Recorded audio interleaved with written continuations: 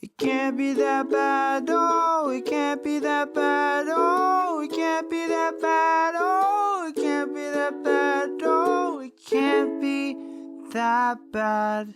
Dude, I like you, man. We've only known each other for a good 20 minutes. You've seen me kind of just like scramble. Well, because I'm operating on Filipino time, so I was late to my own podcast and my own studio. And you were operating on, like, I don't know, white people time because you came like 30 minutes early. I didn't want to get traffic, brother. Yeah. No, that's good. There's nothing worse than like fucking Bay Bridge fucking traffic, like going towards like the East Bay or fucking Vallejo, like leaving the city after 1 o'clock. Mm-hmm. Like it's a fucking nightmare. It's horrible. The latest you can leave San Francisco is 11 a.m. Yep. And that's what I did. I was like, if I leave the city at 12, I'm fucked. Yep. You know what I mean? So, it sucks that it's like that, and like all the traffic is on this bridge. The irony of having beautiful bridges like the Golden Gate Bridge and the Bay Bridge, and it just being stuck on it for so long that you hate looking at the bridge. Yeah. I'd rather just swerve off and swimming. I wish a fucking tidal wave would come through and just fucking smash us down into the ocean. Like, Are we due for like another earthquake? we are due. It's kind of crazy that we just kind of say that nonchalant. Hopefully it just hits like Pacific Heights in those areas. I live in the south part of San Francisco, so you know, hopefully we good down You're like, there. just don't hit me, please. Just don't hit me. Yeah, man. It's crazy like how I'm already an Asian driver. An Asian driver in traffic? You don't want to see me, man. Don't see me. Yeah, dude, you're making me do I could already barely see, man. Mario, welcome to the podcast, dude. Thank you for having me, man. Your short clips on social media are fantastic and genius in this sense that they do this thing where you grab my attention. But then having that take me to your long form media on your YouTube, now you have my respect for sure. Thank you, man. Thank you. That's definitely what we're going for. You know, just get them in there. Get them in there. I mean, that's kind of the game, right? That is the game. Yeah. And then it's you're doing some good work, brother. Like it's real. I watched your entire documentary that you did with Abe. Oh, the City of Sensitive Frauds. Yes. Yeah. And that shit induced emotion within me. Like that is filmmaking. Like you definitely had a narrative. You told the story in such a way where like me as a Bay Area native that knows like a decent amount about gentrification, but like being able to see it the way that you guys displayed it, like really kudos. Yeah, man. That was supposed to be actually a small project. And I started the project the day I met Abe at Treasure Island. Yeah. And we were just going to do a video about Treasure Island. It wasn't even going to be a Bay Area. And then like later that day, like after we did our interview and we're like, you know what? We should make this the whole Bay Area. You know what I mean? At least like San Francisco, Oakland, you know what I mean? Yeah. Area, you know, whether you live in San Francisco, Oakland, Vallejo, like it's all like at this point of gentrification, it's all the same. Yeah, dude. You know what I mean? So I feel like we could reach a bigger audience with that too as well. And like the project took a lot longer doing that, but I was able to see how long of a project it was because you and Abe were going through different looks. yeah, like different haircuts. Yeah, dude, you guys. One point I had a mustache. I was like, I think that's Mario. Yeah, man. And so like, but that's dedication. And that's what it takes to make a film like that. Yeah.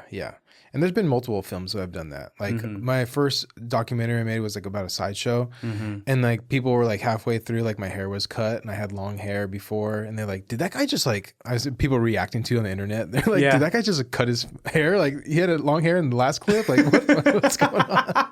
Mid-documentary, got a haircut. Like, you know, mind fuck. But yeah, man, these things take a lot of work for sure. Yeah, dude. And, but it shows in the quality that is in those videos because I saw that the sideshow documentary as well. You are in the thick of it. You are displaying the culture visually, which in this day and age where I'm assuming whenever I make content assuming that like consumers are dumb because like our attention span is like 5 seconds. Absolutely. Or we need to see to believe. You got to dumb it down. Exactly. Yeah. And then like it is undeniably like Bay Area culture. You showing this sideshow video of like you literally saw someone get like whipped, right? Yeah. That's nuts, man. That's crazy. Unfortunately, it's a regular thing. Yeah. People are just like, it happens. It happens. Like, it happens? Yeah. Bro, I trip when I like stub my toe. I get so upset about that shit. Yeah, no, that's my pet peeve too. Yeah, man. But yeah, dude, it's like, it's really cool. And like, congratulations on your success. Thank you, man. Thank you, brother. Yeah, I seen your clips on the podcast too, and I think you're doing a great thing. Thanks, dude. And we definitely need more podcasts and media representatives like you as well. I really appreciate that, dude. Because sometimes I don't know what I'm doing, and so receiving these kind words kind of affirm that like I'm doing the right thing. Honestly, man, like none of us know what we're doing. Yeah, I don't even know what I'm doing. Even though like I'm kind of like where I'm at. Like it's taking me like fucking like almost 5 years. You know what I mean? So it's like. And I'm not even where I want to be, you know what I mean? But like none of us know what we're doing. I don't know the next move. I don't plan a month ahead. Yeah. I usually plan I try to plan a month ahead. Yeah. You know, I mean, that's if I have big projects. If I have a big project, I'll put it in the calendar. I put this in the calendar.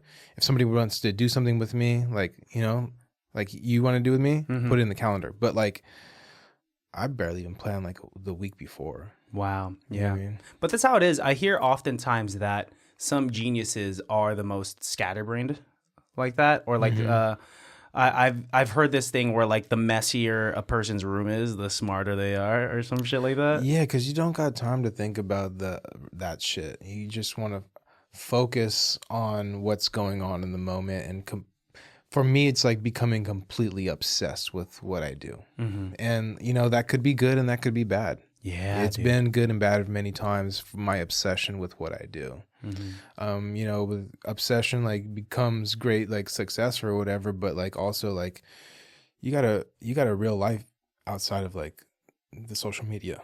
Yeah. Excuse me. Yeah. In the screen and stuff like that.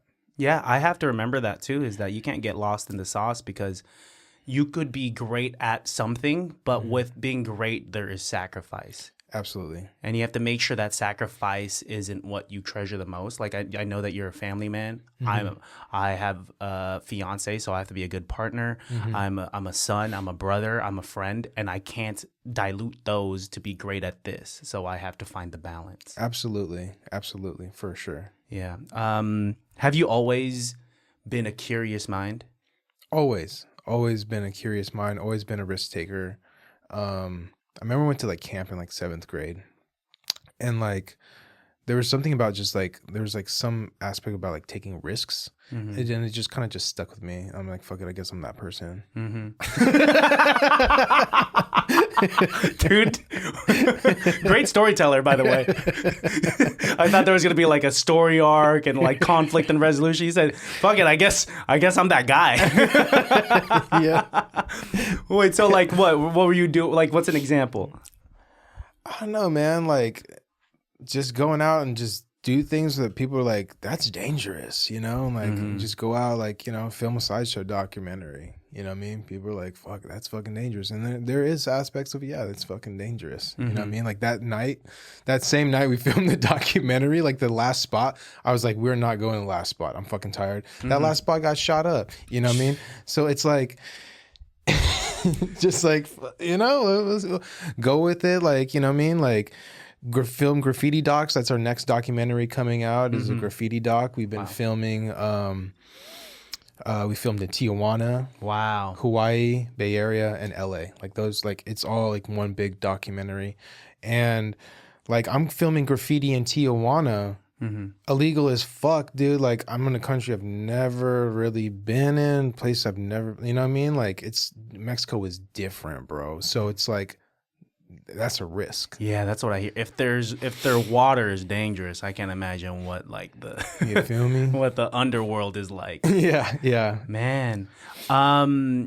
With that, like, but that's journalism. That is journalism. I mean, and that's existed ever since we've had any form of journalism. Like photographers going onto the battlefield and like seeing it. Because once again, like seeing is believing, right? Absolutely. And journalists, like real journalists, are some of the biggest fearless people you'll meet. You know what I mean?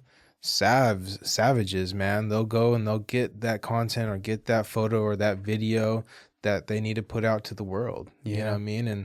And they deserve just as much respect, you know, especially like you said, people like going to war, war photographers, videos, you know what I mean? Like they're in it too.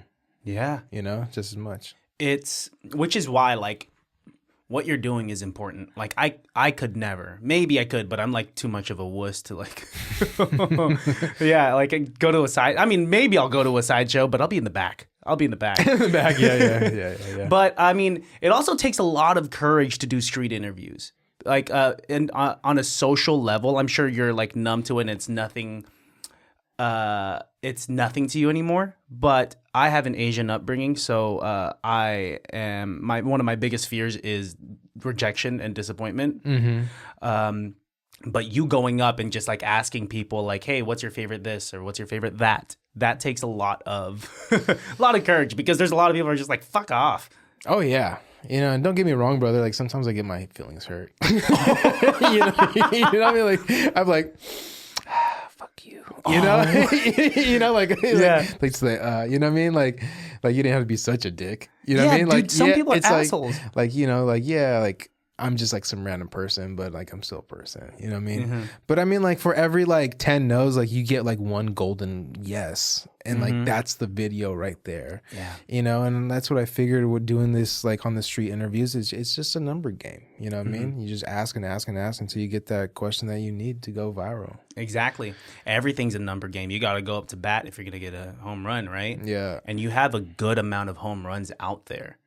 Like how do you what's the process like creatively when, let's start off with like the short form content. What's the process of creating that? Creating that is just like, you know, hitting up Freddie and be like, hey, bro, where are we filming today? It's usually the office. And that's what we call the office, is like 4th and Market. Okay. You know what I mean? We're all you guys just stay out there. Yeah. We call it the $1 million block because we've made millions of views there. Probably at this point, almost billions of views. Wow. I'm not even capping. And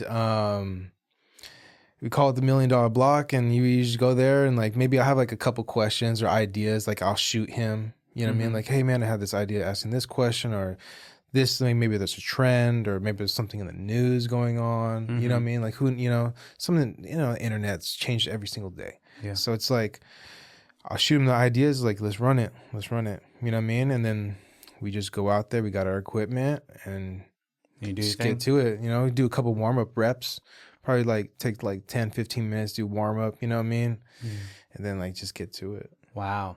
Yeah. What are like warm up reps like? You just go up to like 5 different people and you just get in that yeah, you mode. Just get in the mode, man. You know what I mean? Just like warm up. Like, you know, you're out there. Sometimes it's cold, sometimes it's hot. You know what I mean? Sometimes it's low traffic, sometimes it's a lot of traffic. Yeah. So it's just like get out there, just warm up, like, you know, just to the people. And then like, they're like, okay, I'm good. And then just shoot these questions off, you know what I mean? And you just pick the characters, like just like zone in. Like San Francisco, there's characters everywhere. Like I don't like have to go too far. And that's the best part about living in the city. And what I do is like, there's always somebody to talk to. Yeah. You know what I mean? Like, and the people in San Francisco are like some of the best people. Like I've been like all over the United States, and they're just like some of the best people, especially like for like cameras and interviews, and like people always want to talk, you know, don't get me wrong. There's a lot of people that don't, but like real Bay Area people, like, you know, they love it. Yeah, dude.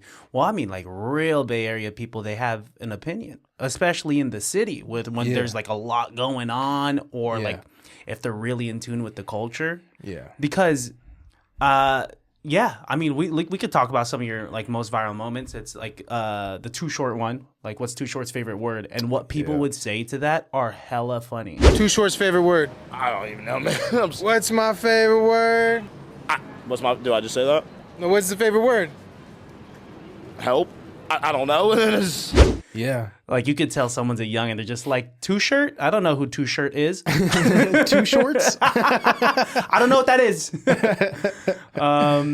Yeah, dude. What's your favorite part about it? about like just this entire journey? What gives you the most dopamine?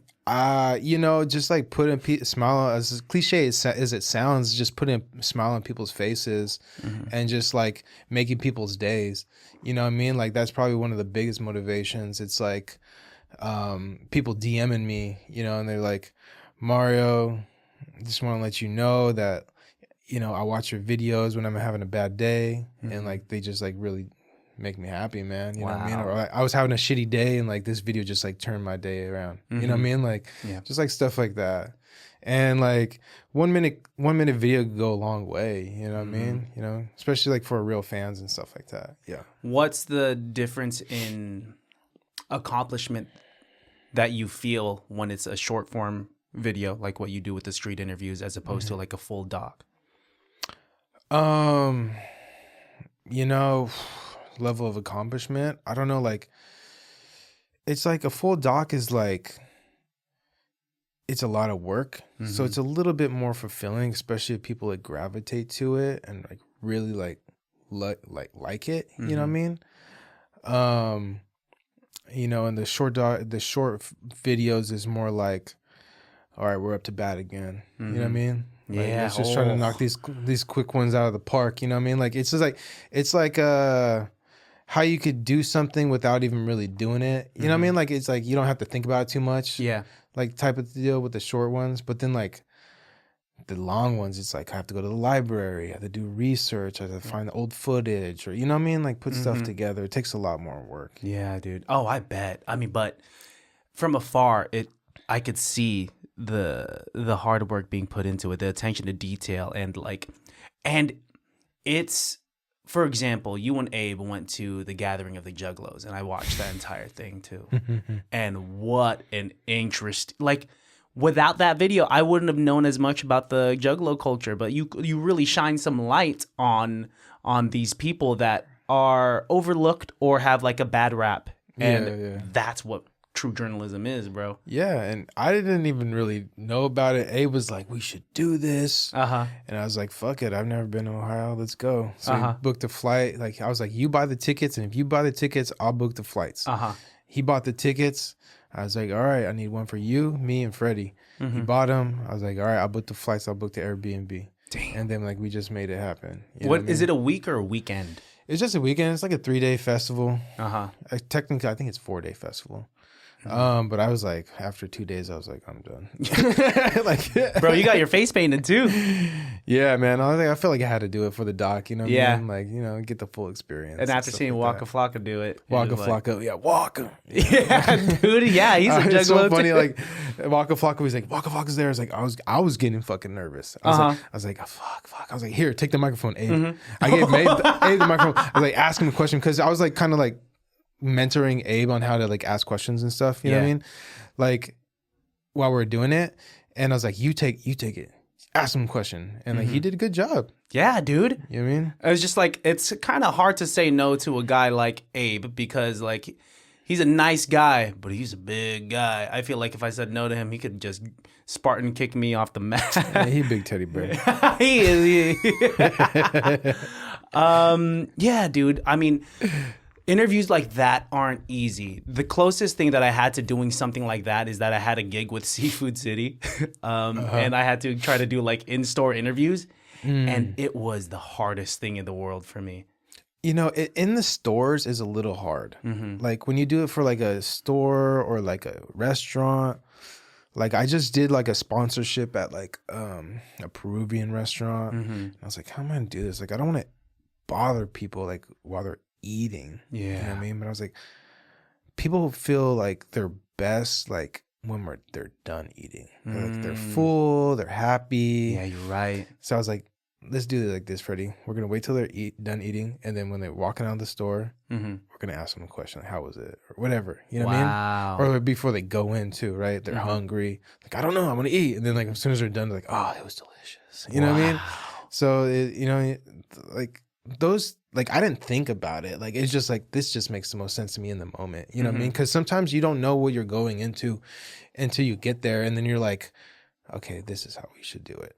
You know what I mean? You got to really think critically in those moments. Yeah, part of your job is not only asking the right questions, it's understanding people, right? And then, because that's smart. Like, I'm going to put that in my pocket. Thank you for that.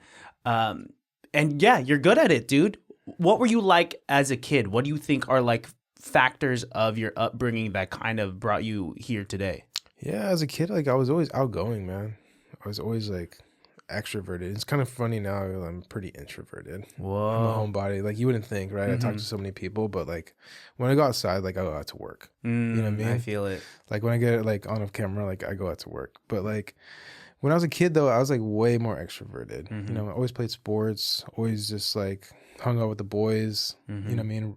Rode my bikes around. Like I was a 90s kid. So like we rode our bikes everywhere. You know what I mean? So it was like that kind of upbringing. I miss those days, dude. We don't like all these kids. They're just like addicted to Roblox. They saying 6, 7 at me. I'm like, what does that mean? You just go 8, 9. Yeah, dude. And that pisses them off, dude. 8, 9. Yeah. And they're like, what are you doing it wrong? You're doing it wrong. Dude, pissing off kids nowadays, now that I'm like in my 30s, I'm just like, it's kind of fun, dude. It's fun. Just say, yeah. Because they're saying shit like skibbity, and I just say something like, I don't. They don't know what it feels like to like fall down and scrape their elbow. No, dude. You feel me? Like these kids don't know about that, you know? Riding their bike and just fucking like scraping their knee or like getting in a little fight or, you know, it's just like getting dirt on their hands. Yeah. You know what I mean? Kids, I've said this before, but kids don't know what it feels like to smell like outside. Yeah. Yeah. You know? Yeah. Like dirt and a little sweat. You know? I would come home and like my grandma would be like, you smell like the sun. And I was like, does the sun have an aroma? But we all knew what that meant, right? Yeah, yeah. Kids don't know what it feels like to bash their shin on a razor scooter. Oh, yeah, that shin. I'm trying to tail whip. Yeah, dude. Ain't nobody knows about the trauma of busting your shin. Or if you show a kid a Heeley, do you think they would know it? A Heeley? Yeah. Maybe. Were you a Heelys kid? My mom never let me have the Heelys. Whoa, Yeah. why? My neighbor, he was like the same age as me. He fucked his ankle up on a Heeley going down his driveway. Oh, like shit. tore his shit. And my mom was like, you are not getting any Heelys. My sister had them though. Really? Yeah. Wait, why did she get What the it? fuck? What? Dude, usually in a brown household, like the son could go do whatever, and then it's like the daughters that are like, You know, I usually did whatever, but you know what I mean? I don't know. what's some shit that you used to get into as a kid? Dude, we used to like I said, we used to ride bikes and skate and fucking skateboard and go off jumps, and my cousin was like all into that. You know what I mean? So like I looked up to him, and like we were just go down to the Delta and just like fucking go fish or whatever. Wow, dude, you're a real hunter-gatherer. Dude, with a beard like that, I expect nothing less. You know what I'm saying? You look like the type of dude that could just go into like a stream and then catch a fish right out the fucking river. Fuck, I wish. I'm too city folk now. Are you? Yeah. Where'd you grow up? Where was it? I grew up in the East Bay. I was born in Antioch. Grew Nice. up all on that side of the Delta. And yeah, that's pretty much where I grew up, man. And those were good times in my life. Shout out to Antioch, man. Yeah. Fucking the Antioch Mall. Antioch Mall was definitely a place I went to a lot during my childhood. We got Christmas photos there, Easter photos there. Went to the 24-hour fitness there. The Orange Julius right in the middle. You remember that? Yep. If I had to buy sneakers, it was at the Foot Locker there. If I had to buy video games, it was at Software, etc. If I had to buy clothes for school, it was at the Macy's there. Or the Gottschalks. You remember that? Fuck, dude. Rest in peace to homeboy from Antioch that would flip everyone off. Yep. Yeah, Well, the Birdman? The Birdman, dude. If you know about the Birdman, if you know, you know. That's a real Bay Area gem. It is. I wish if he was still alive, I'd invite him on the podcast. He would always be down there by where the In-N-Out is at right there. and he's just flipping people off, man. And you knew it was a rite of passage. You know, if you didn't know who he was, like you weren't from that era. You know what I mean? It's just like the early 2000s in Antioch. That's the only way you could know the Birdman, dude. Yeah, I got flipped off and I was offended. And then like I think it was my brother said like, no, it's fine. He's accepting you. He's accepting you. People, you flip them off back. Yeah, you just be like smiling. Yeah, dude. What a time, man. Because I grew up. I was born in San Francisco and I grew up in Pittsburgh. So, word? Okay. Yeah, and so like all the stuff that I had to do was like in Pittsburgh area or Antioch area. So it's cool that you like grew up there. You know, a lot of creators are from the deep East Bay for sure. Yeah, a lot of creators, some of the best in the Bay. Yeah, it gets overlooked. I said it here. Some of the best creators in the Bay Area are from the deep East Bay for sure. Shout them out right now. Who do you got in mind? Okay, so you got Gotti, White Brazy, Originally Me, you know, you. Shit, who else from the East Bay? There's a couple more. It's not going on the top of my head, but there's a couple. It's tough. I mean, I saw your interview on 997. He asked you who your top 5 Bay Area artists are. And it's always like interesting to have the questions flipped on you, you know? Yeah. I'm getting used to it. You know what I mean? Because I'm always the one asking the questions. And then like people ask me questions like, fuck. Because when you're asking the question, like you're invincible. Like it's not my answer. I have the power. You have all of the power. And you could edit whatever the fuck you want out. But then once it's flipped on you, that's tough. Whenever people ask me any lists of like any questions that require a list, I short circuit, bro.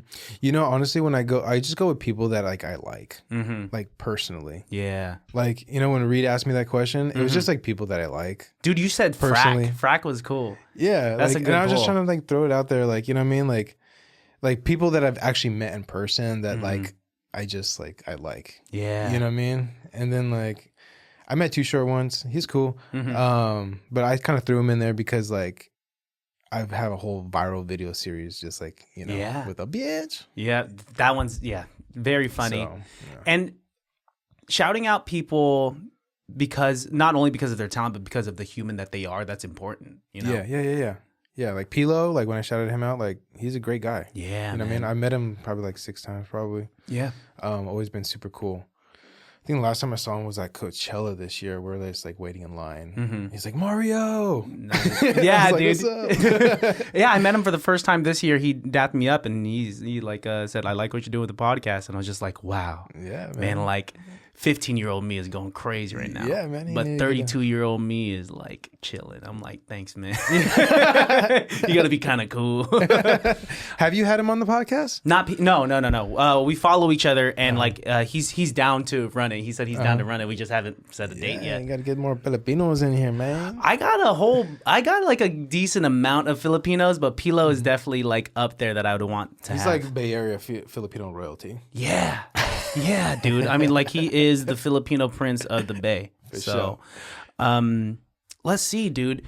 Do you have like a particular moment, whether it's short form or long form, that like you hold near and dear to your heart? Like if there's something you want to be remembered by, what is it that? I just want people to remember my videos 20 years from now. Like I always say, you know what I mean? Like people remember like Trill TV and all these videos from like when media from the early 2000s, right? And it's 2025, like 20 years ago. People are still watching Block Report, all that. I just want it to be like 20 years from now, people like would be like, you remember those Mario videos? You know what I mean? Remember those Mario videos about the Bay? Yeah. Like, that's all I want, really. You know, I guess legacy, you know, Bay Area legacy. And like, you know what I mean? I don't just do Bay Area content, but you know what I mean? Like, I just want people to, you know, remember me for that. Like, at least like my section will remember me, you know, because people on the internet come and go all the time. But that's just it, man. Yeah. And I think you're doing it. I think you are definitely on your way to like building a legacy, you know, if not already, right? Because what would you say it is about the way that you do your street interviews or your documentaries that stands out from others? Because I've seen other people, anyone could have a mic in the street. I've seen it. And I could easily swipe, but for some reason I stick with yours. Why do you think that is? I don't know. Like, I feel like I talk about topics like people care about. Mm-hmm. You know what I mean? We mostly cover culture. Yeah. You know what I mean? Whether it's like about movies or whether it's about dancing or whether it's about language or whether it's about like whatever's going on, you feel me? Mm-hmm. Or even we could even cover serious topics. Yeah. You know, I think people come to me to become educated, entertained, and just like, yeah, just be educated and entertained at the same time. I think that's part of your success is that you are not putting yourself in a box where you're like, I'm just the street interview guy. Yeah. I'm just the documentary guy. Like, you have a wide spectrum of things that you could tackle. Yeah, and like I like now that I'm getting older, I'm like, how can I like do this like with longevity? Mm-hmm. You know what I mean? Like, because I'm like 35 now. I'm gonna be 36 next year. Or I'm 36 now. I'm gonna be 37 next year. Holy fuck! What the fuck? Dude, it's crazy, right? Because I'm connecting with you, dude. For a while, I was saying I was 30 for 2 years. 2 years? Dude, yeah. And I was just like, yeah, my fiance had to be like, you're 32. And I'm like, fuck. Dude. Fuck, what was I saying? Where were we going? What were we saying? I'm getting so old, I can't remember. We're both going senile. Yeah, I'm trying to get longevity in this media thing, right? So that's why I also started the podcast too, is because like I don't know how much longer I could be on the streets doing interviews. Mm-hmm. You feel me? Like, one, the internet's always changing. Yeah. Trends are always changing. You know what I mean? Like, people have been doing street interviews since the 70s, since television was created. Like, this is nothing new. I'm just like the first person in the Bay Area to like take it to another level. Mm-hmm. But that's why I always want to do the podcast, because like there's tons of old guys out there with podcasts. Yeah. And I could age into media gracefully. Yes. Exactly. There you go. Put that, right? Mm-hmm. Yeah. And what you got going for you is that like you already have a platform in which people could just go to the podcast. Mm-hmm. Also, there's so many podcasts out there with just two straight white males talking at each other type of thing. Mm-hmm. But like you had this different lane. Like, it's you're a brown guy in the Bay Area talking about culture. Mm-hmm. You got Abe there too. So like it's a good mix of things, and you know what you're talking about too. Yeah. So it's like, it's an easy transition. It's a little different, you know what I mean? But I like it, you know what I mean? Yeah. For sure. Yeah. I'm excited to launch it. Yeah, dude. What's the name of it? Hella Unfiltered. Hella Unfiltered. Pff, good. That's great, dude. Yeah. That's great. So we'll be launching this soon. For sure. Nice, dude. I mean, like, it's cool to see the trajectory, and like what's really entertaining on my feed right now is the Grinch Santa stuff. Oh yeah, we're going out tomorrow. We're gonna go film all that. I'm excited, man. Yeah, dude, you get some like you were saying that it's basically turned into a family. You have people that have played Santa or Grinch in the past saying like, are we doing it again this year? I'm excited for it, looking forward to it. Yeah. We have a mutual Afterthought.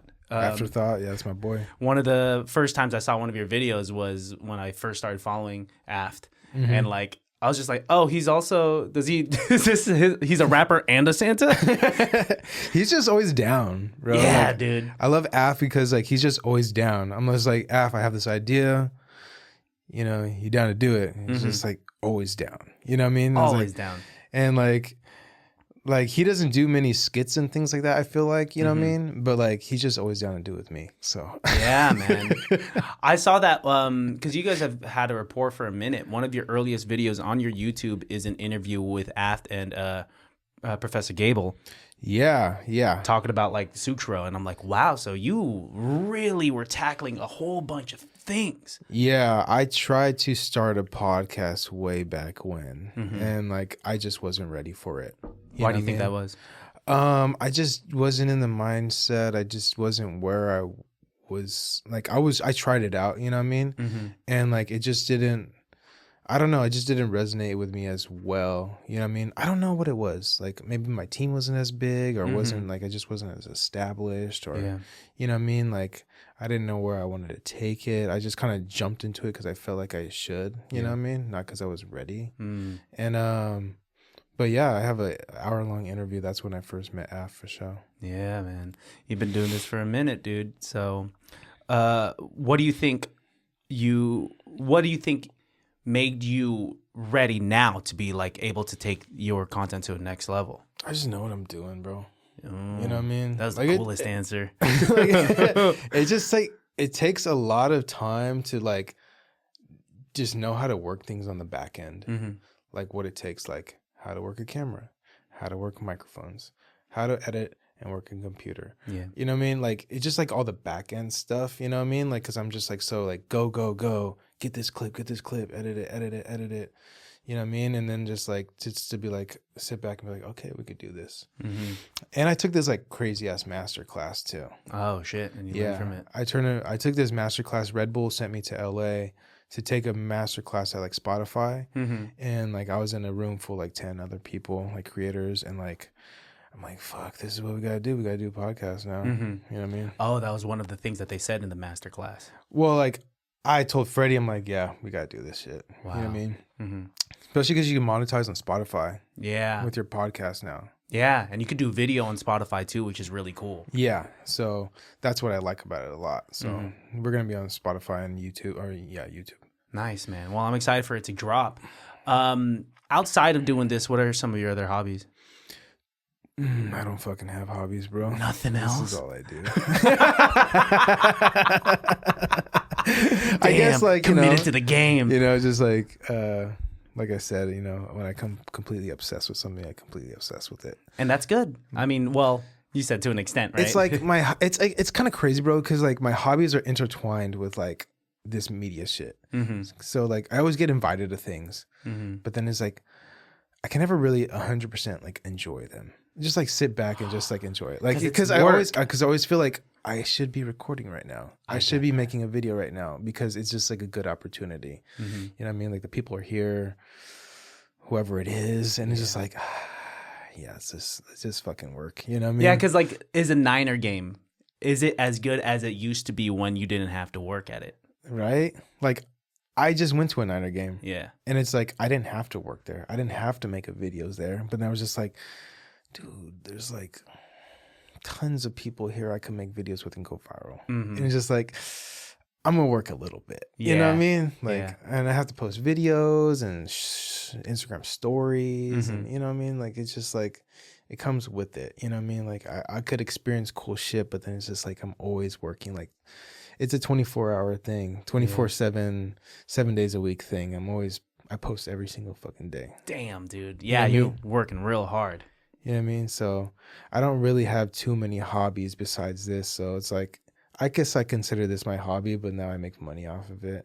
But then like, you know, like it's just like, besides this, it's just like my family. Yeah. That's all I care about. It's like my kids, my wife, and making sure we're okay and the family and everyone's like taken care of. And you know what I mean? Like that's all I really care about. Yeah. Really.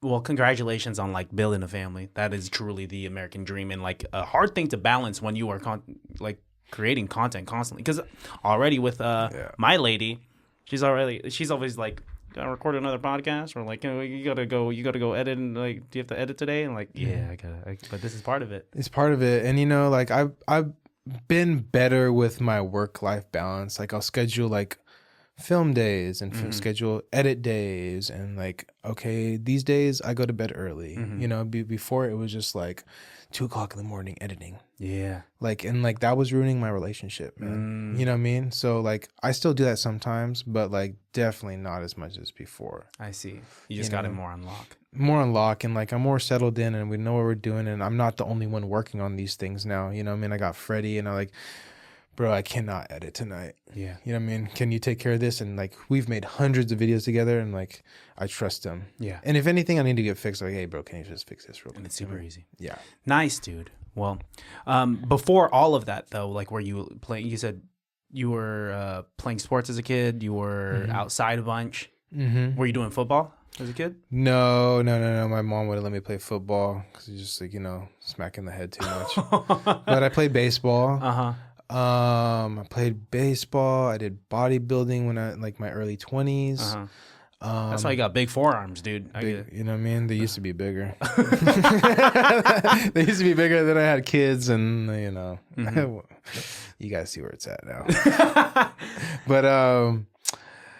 But then I did rugby in college. I went to San Francisco State University, and I broke up with my girlfriend at the time, and then I was like, I needed an outlet, and I did rugby. Dude, so like sports rugby's the craziest thing. Like you went from like your mom not letting you play football into the most physical contact sport ever.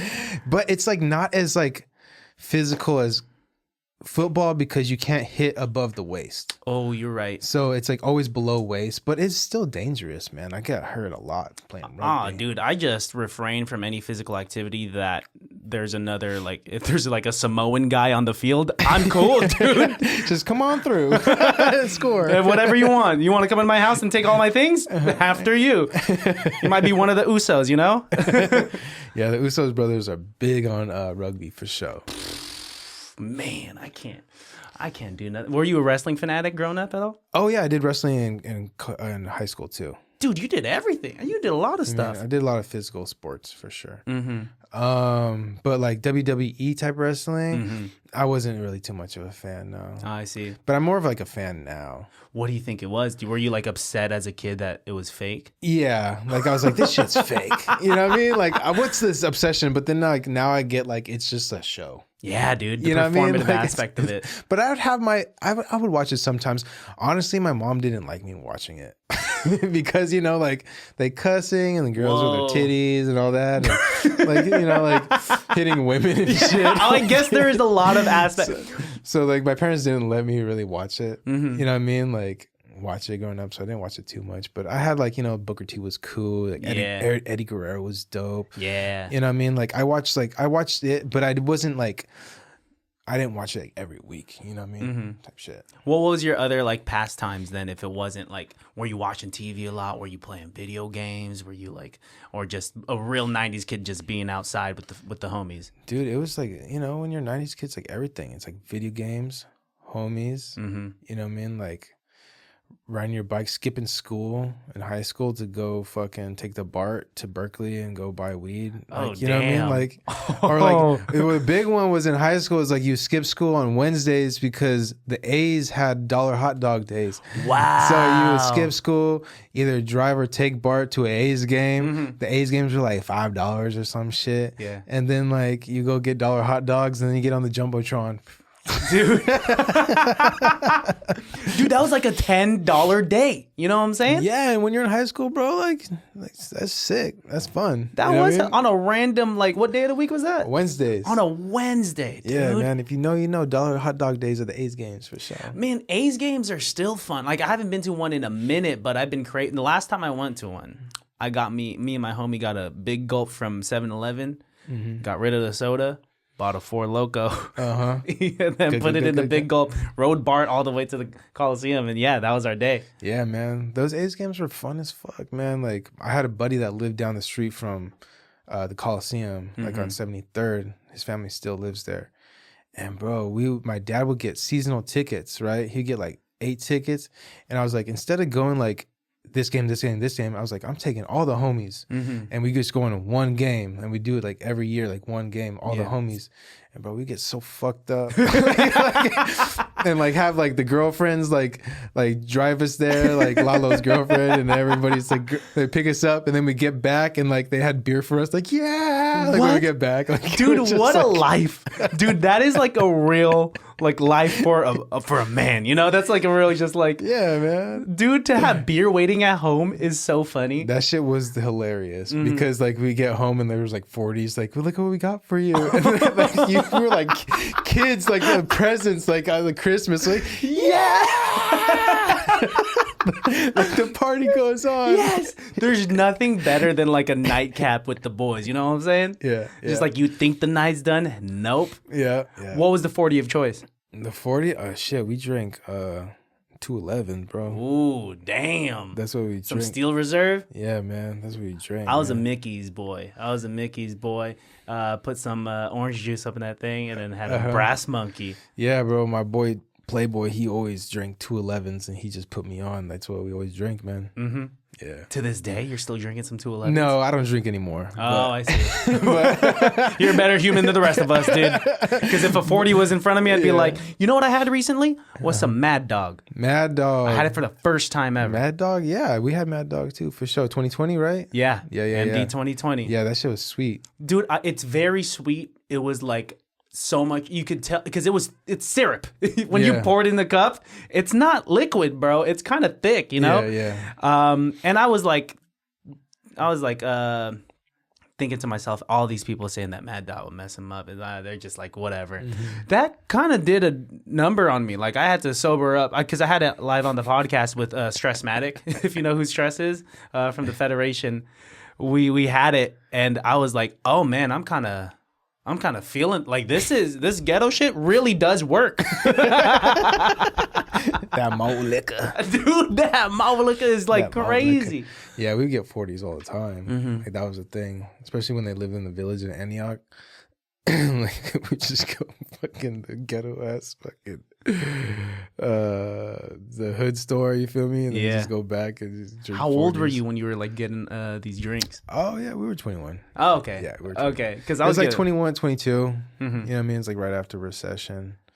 Yeah, we already graduated from high school. I was gonna say, because like, I don't know, when did you start growing a beard? Because they'll sell anything to a dude with beard. It's funny story is I didn't grow a beard until I was 21. I had no facial hair.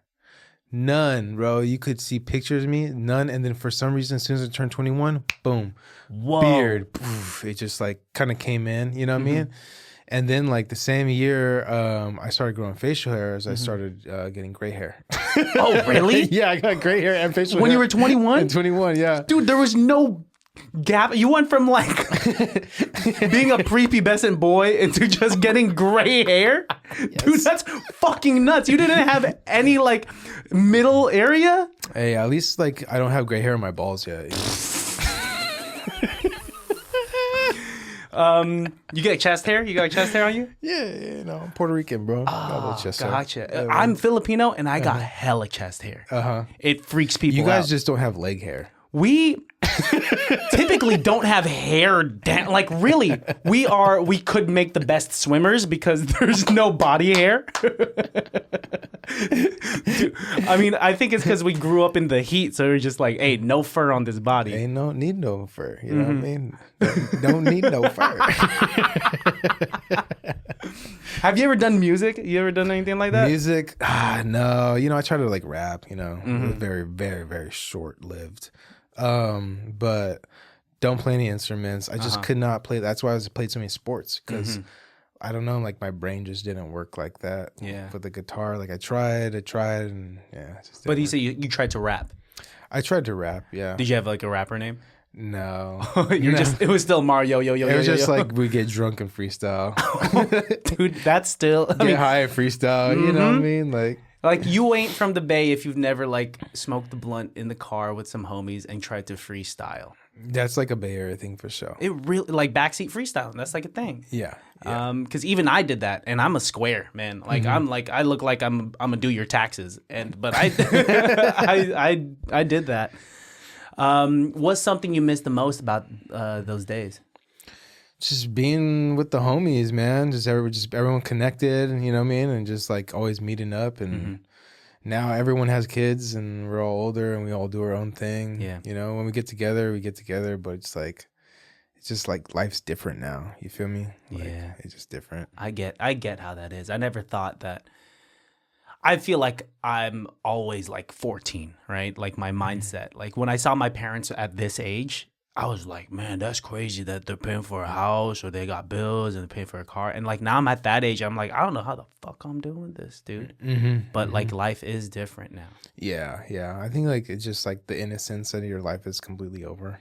Oh shit, you waste no time. Yeah, dude. I guess that's a way to put it. Your life is completely over. Bro, we're in our 30s. But like I have kids now and I gotta watch them. Oh, this is true. Experience like the childhood again through them, you know, as corny as that sounds, but it's like it's true when you Talk have to me kids. about fatherhood. How is it?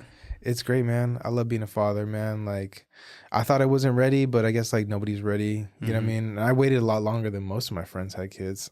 Like most of my friends' kids are like grown now. Oh shit! Well, how old are your kids? I have one 4-year-old and one 2-year-old. Yeah. Wow. Okay. So yeah, you have some fresher children. Yeah, because some. I mean, I went to school with some Mormons, and like Mormons, like they get straight to like making a family when they're like 19. Yeah, like 7 kids. Yeah. By the time they're 30. Exactly. That's how they're trying to like repopulate the earth. I mean, but I think we got a good amount. I think we're cool. I got a whole church in your house. Yeah, dude. But you have 2 kids. Congratulations on fatherhood, dude. Thanks, man. Yeah, I love it. I mean, I love it. It's like stressful for show. You know what I mean? Like I probably wouldn't have as many gray hairs as I do. But you know what I mean? Like it teaches me a lot different and it makes me hustle for sure. Like that's one thing about being a father is like, fucking, I was like down bad like 2 years ago. Like, fuck, bro. And like, I just got to make this fucking work. You know what I mean? And like, it just kind of puts a fire under your ass and gets you going. You know what I mean? Because it's not just about you anymore. Yeah. I mean, if it's just about you, you could slack off, be lazy or whatever. You feel me?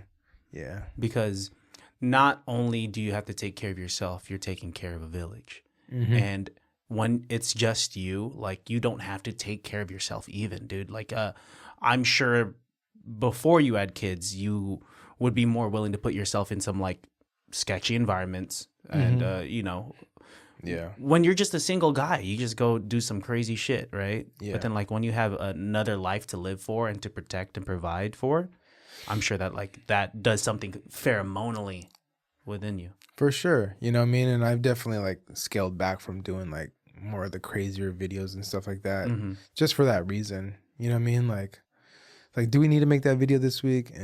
Not really. Like, we can still make it, you know what I mean? But just got to be more cautious, more aware. You know what I mean? I don't really do like hood vlogs anymore. I used to do like hood vlog type videos, you know what I mean? I don't really do those too much anymore. One, because like they could be dangerous, but 2, it's just like I'm not interested in it. But like, but yeah, you got to be there for the kids. Like, you know, I got to be there like my dad was there for me. You know what I mean? Ooh, beautifully said. Beautifully said, man. Goals. What do you want with this? Who are some dream collabs, etc.? I just want to get famous and then just not talk to anybody anymore. No. Dude, if you just ended like that, I'd be like, you know what? Respect. I ain't even gonna like and just not talk to anybody anymore. Shit, just like some goals is just like, fuck, man. Honestly, just maybe just have my own TV show. Maybe get some funding, make my own TV show. What would it be called? I don't know, man. But like, you know what I mean? Maybe some more like on the street stuff, but like a real TV show. You know what I mean? Yeah, on a network maybe. On a network, like that would be cool. To get some network money. But also just like living out my dream and just seeing where it takes me, man. Like, you know what I mean? Just stay hustling with this media thing, just seeing where it grows. And it's just been growing like every year like crazy, man. And just like working with, you know, I don't really focus on like working with people, like dream collabs. I mean, like, you know, I just dream collab with me working with like a big company. I see. You know what I mean? Yeah. But I've already worked with some of the biggest companies so far, you know what I mean? But like maybe being in a commercial or something, you know, like a big campaign or like a campaign for like the Super Bowl or campaign that's like some big campaign, like those kind of work, you know what I mean? But like, I feel like at this point, like anybody's like pretty accessible if I wanted to interview them, you know what I mean? I just might have to work harder to get that interview than others. But yeah, you know what I mean? Like, yeah, stuff like that. Nah, dude, that's a cool way to put it. Is that your dream collab is to just work with big companies, and fuck yeah, dude, I respect it. I respect the hustle, and I wish you even further success, dude. I appreciate you coming on the podcast. You too, man. Miss you mucho suceso. Oh, thanks, dude. Thank you. Once again, like we were saying earlier, like we don't know what we're doing, but things are happening. And so I appreciate it. I end these episodes in a certain way. I couldn't do it with Abe because he had to get going. But if you're down, and we don't have to, we could just end it right here. Let's run it. I have a background in comedy improv, and I do an improv scene with my guests. Let's do it. You down? Yeah, let's do it. Hell yeah. I'm not like the best at improv, but I'll try. Dude, it's improv. The thing is that it's so low stakes and like it's coming from the top of the head that like if it's trash, it's silly. It's just like, it's whatever, man. I've done these with, what's crazy is that I do these with some rappers and they're down. Lil Russell's down. Cool John did he did like 3 improv scenes with me because he was like, let's run it back. But yeah, the scene could be about anything and everything that we talked about in today's episode, or it could be inspired from nothing at all. Do you want to start it or do you want me to start it? You go ahead and start it so I can see how it goes. Yeah. All right, sounds good. Without further ado, baddies, that's what I call my listeners. It can't be that bad.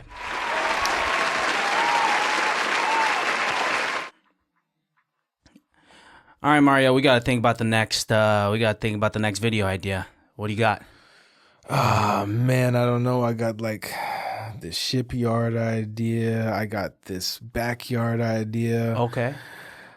These fingernails at this one shop, but she ain't really going for it.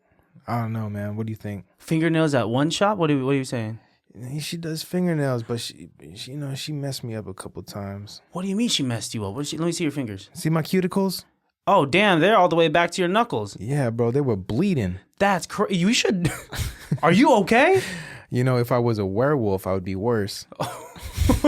Shit. Damn, dude. Okay, then we're not going to do that because I don't want to. She seems like a violent woman. Talk to me about this backyard idea. What do you got? It's backyard. So we get in the backyard. We have a barbecue. And we're trying to start a wrestling match. We have a wrestling match in the backyard. All right, cut to the wrestling match in the backyard. All right, today I'm here with Mario0o0o0o0o. What's your wrestling name, Mario? My wrestling name is Mr. Mario the Great. You ain't ready for me. You can't see me. Wait till I come to your backyard.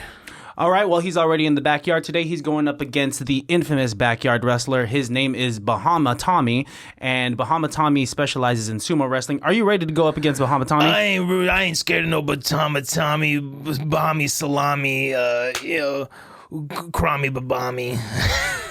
I think he called him so many different things other than his name. Let's do a quick interview with Bahama Tommy. My name Bahama Tommy, and I'm here to do the power bomb on Mario0o0o0o. What was your wrestling name again? Mario the Mario Magnificent. He changed it. I was just testing him. Your mother.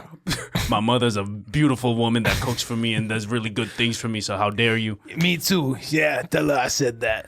Oh, you want to say nice things about my mom? Yeah, I love her. She loves me too very well. Whoa, that sounds disrespectful. Cut to the post-fight interview with Mario. Mario, we saw that you destroyed Bahama Tommy. How does it feel? I Bahama Tommy'd him for sure. You know what I mean? I split him in 2, split him in half, gave him a piece of that, and tell your mama I said thank you. I don't know what this guy's deal is. He sounds like he's maybe from the Bronx. Sounds like I'm from Jersey. Oh, he's from Jersey. I'm from Jersey. Oh, okay. Sounds like he has asthma, swallowed a bunch of gravel, and now is doing wrestling. What's to come? What's your next fight? Who's it with? My next fight is with a Mexican. Just a random Mexican? The random Mexican. That's his wrestler name. Is a random Mexican. His real name Jose. Okay. And where's that going to be at? It's going to be in Tijuana. In Tijuana. Cut to Tijuana. All right. I'm here with Mario the Magnificent. Used to be Mario the Great. How are you feeling about fighting the random Mexican, a.k.a. Jose? I ain't scared of no Mexican. I love tacos. I love Mexican women. I love tortas, if you know what I'm saying. You ready, Jose? I'm ready for you. Bring it. All right. Cut to Jose. I'm Jose. Cut back to Mario. Yeah, you're done for. USA. What's the name of your specialty move? The Mario power up. The power up bomb. The power up bomb you. I think he's just creating everything as he goes along. It happens that way a little bit. Yeah. Cut to the post-fight interview. Mario, you destroyed the random Mexican, aka Jose. How does it feel? Yeah, I split his taco in two. You know what I mean? I did it the Jersey way. I did it for USA, okay? I did it for USA. I see you back at home, guys. End scene. Dude, what the fuck? That was incredible. Great character. Yeah, what the fuck? That was so much fun. I kind of put myself in a fucking corner there trying to... You didn't want to do the Jose I didn't want to... You should have just done it, bro. No, I had to just be really quick. I had to be like Channing Tatum from 21 Jump Street. I'm Jeff, you know? Jeff. Mario, this has been fun as fuck, dude. Thank you for coming through. Definitely, man. And whatever you need from me with my skill set, however I could help support the journey, please let me know. But until then, look into the barrel of the camera and tell listeners where they could find you, what they have to look forward to. You could find me at Mario0o0o0o.com, Mario0o0o0o, all platforms. And then Hella Unfiltered Podcast, all platforms as well. You'll find me there. Hell yeah. And one more thing, once again, while looking into the barrel of the camera, leave my listeners with the phrase of saying a piece of advice that reminds them that it can't be that bad. It can't be that bad. Just keep going. Life sucks. I've been depressed myself. I've been poor myself. I've been broke as fuck myself. And it can't be that bad. Just keep pushing through. You're going to get it. You're going to get where you need to be.